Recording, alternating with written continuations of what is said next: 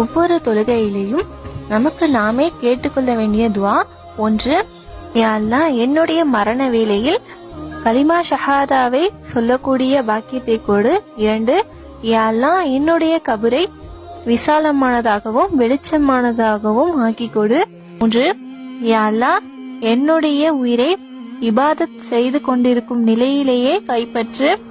4, யா அல்லாஹ் சிராத்தல் முஸ்தகீம் என்னும் பாலத்தை மின்னல் வெட்டும் வேகத்தில் கடக்கின்ற பாக்கியத்தை கொடு.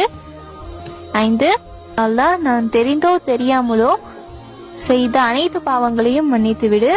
இது ஒவ்வொரு தொழுகையிலும் நமக்கு நாமே கேட்டுக்கொள்ள வேண்டிய துவாவாக இருக்கு.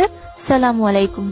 اللهم صل على محمد وعلى آل محمد كما صليت على إبراهيم وعلى آل إبراهيم إنك حميد مجيد.